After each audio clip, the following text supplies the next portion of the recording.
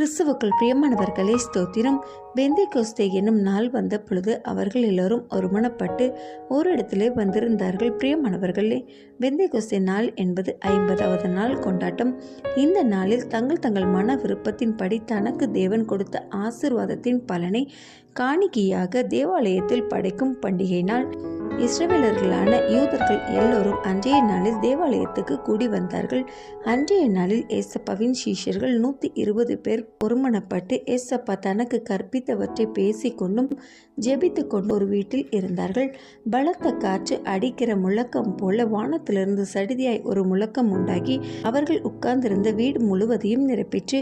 அல்லாமலும் அக்கினிமயமான நாவு போன்று பிரிந்து அவர்கள் மேல் வந்து அமர்ந்து அவர்கள் எல்லோரும் பரிசுத்த ஆவியால் நிரப்பப்பட்டு வெவ்வேறு பாஷையில் பேசினார்கள்.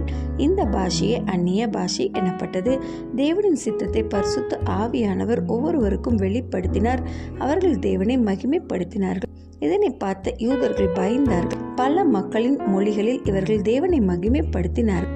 அன்றைய நாளில் தானே ஏசப்பாவின் ஊழியம் பரிசுத்த ஆவியானவரின் வழி நடத்துதலால் பலனடைந்து தைரியமாய் தேவனை பிரசங்கித்தார். ஏசப்பாவின் செயல்களை தைரியம் கொண்டு விவரித்தார்கள். ஏசப்பா தனக்கு கற்பித்து கொடுத்தவற்றை தைரியமாய் பிரசங்கித்தார்கள். அன்றைய நாளிலே தான் சபைகள் துவங்கியது. ஆமென்.